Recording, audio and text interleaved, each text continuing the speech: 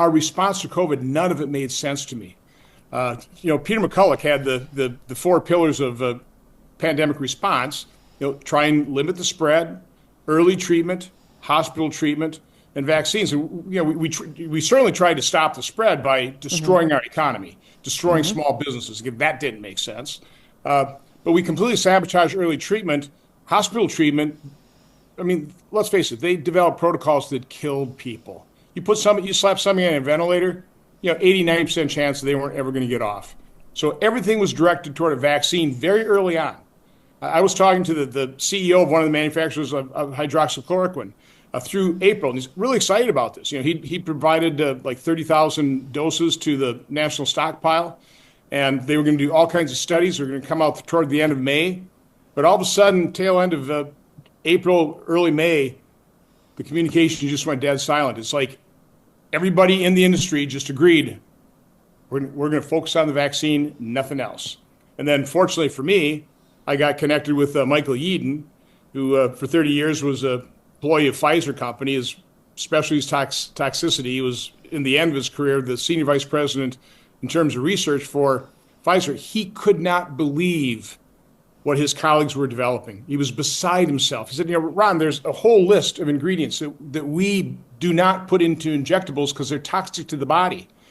When I found out that they were going to produce an injectable that caused the body cells to produce something that was toxic to it, he literally could not believe it until he researched it further and found out, no, it's exactly what they're going to do. So he came out and became very public of it. And again, fortunately, he educated me. There was no way I was ever going to get that injection. And I started trying to warn people very early on.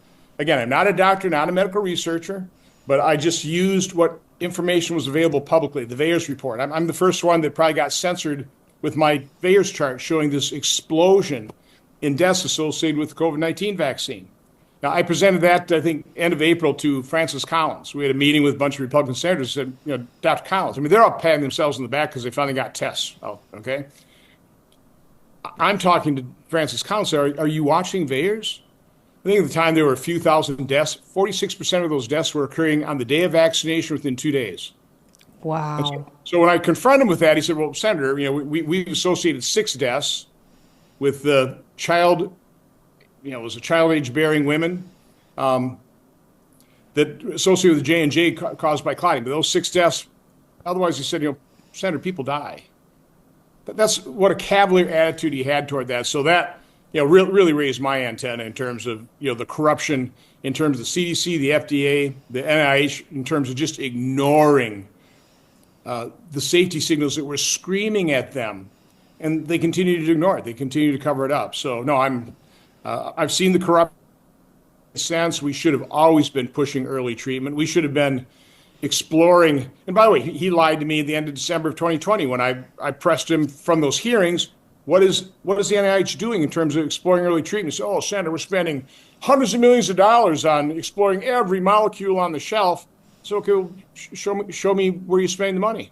Show me what you've studied. Never got that information. So again, these guys have been lying to me since really day one, since the COVID pandemic occurred, and they haven't stopped lying, and they certainly haven't been transparent to the American public. So no, I wouldn't trust them further than I could throw them.